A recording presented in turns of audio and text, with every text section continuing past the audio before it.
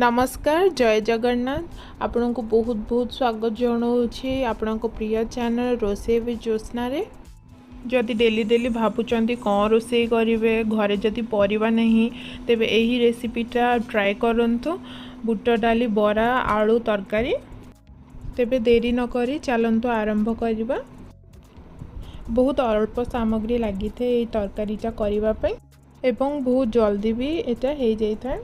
तो ये मो बुट डाली 500 ग्राम नहीं ताकू अध घंटा पूर्व मु भिजे देथिली। बुट डालीटा भिजिकी पूरा फुली जाइए। तो एबे मु यहाँ बाटी नेबी। बेसी पेस्ट करेनि एकदम दरदरा पेस्ट थिबो सेटा ही भल लगे। देखंतु मु सब डाली बाटी नहीं भाव में बाटे। आउ मुझे मसला किछि नहीं सामग्री गोटे पियाज किछि अदा रसुण और 2टा कंचा लंका तो ताकू बाटिकी मुझे पेस्ट कर नहीं। एबे यही बाटी रखि डाली रे मु हाफ चामच लूण नहीं आउ गोटे चामच अदा रसुण पेस्ट नहीं ताकू भल भाव में मु मिक्स कर नेबी।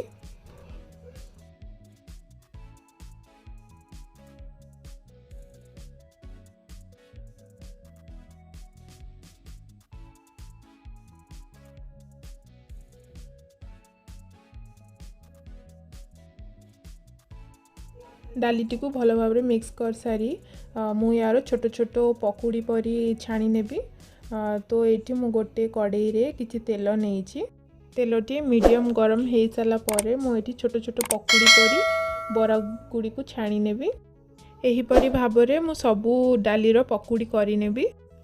एठी मु गैस को मीडियम फ्लेम रे रखी। हाई फ्लेम रे रखिले बरा गुड़िक पोड़ी जीवो।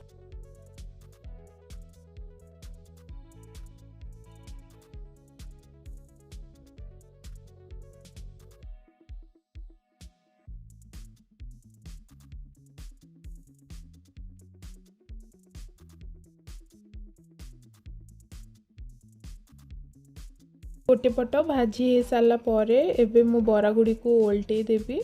बेसी एपट सेपट करेनि ना तो बरा गुड़ी को भांगी जाई पारे। तो गोटे टाइम ही ओल्टेबे।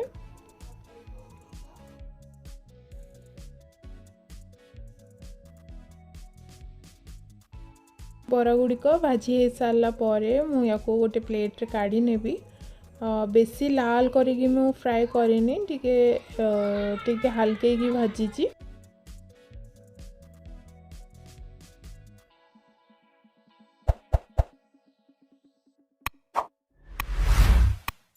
बरा करी सारा पर एठी मु आलू पियाज काटी नेबी। तो ये मु 2टा बड़ साइज रो आलू नहीं ताकू ये भाव में काटी नहीं। गोटे बड़ पियाज नहीं आ गोटे टमाटो मु ये भाव में काटी नहीं। एबे सेई कढ़ई रे मु आउ किछि तेल नहीं एथरे मु किछि जीरा दे देबी। आउ 2टा तेजपत्र भी दउछि ताकू भल भाव में टिके भाजी नेबी।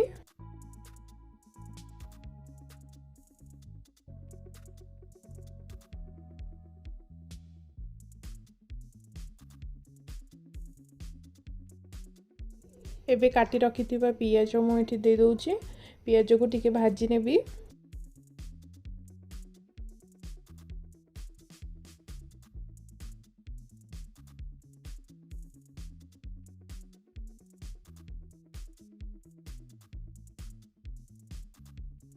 पियाज टिके भाजी हो सारा पर मु काटी रखिथिबा आलू गुड़ी को एठी दे दउछि।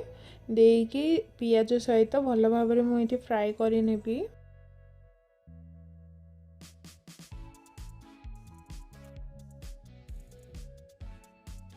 एठी आलू पियाज भल भाव में फ्राए हो सारा पर मु बाटी रखिथिबा अदा रसुण बटा मु एठी दे दउछि।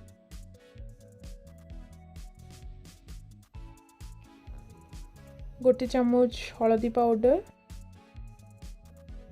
हाफ चामच जीरा पाउडर, हाफ चामच धनिया पाउडर आउ हाफ चामच चिली पाउडर एठी देकी मु टमाटोटा दे देबी।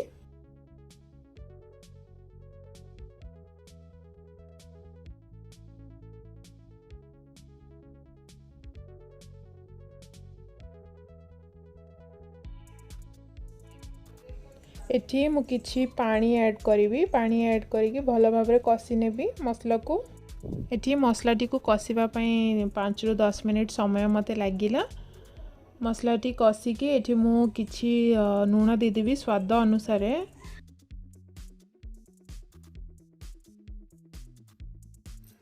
एठी मसलाटा कषि हो जाइए। एथर मु हाफ चामच परी गरम मसला ऐड करूची। आपण चाहिले लास्ट रे भी गरम मसलाटा देई परिबे, किंतु मु एठी दउची।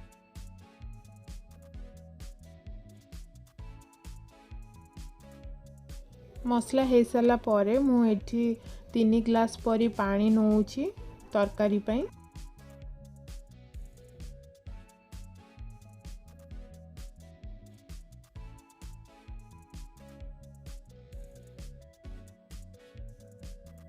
तरकारीटा फुटी आसिले रखिथिबा बरा गुडी को मु एठी दे दोची। सबतक बरा मु देकी आउ टिके समय पई याको फुटी नेबी।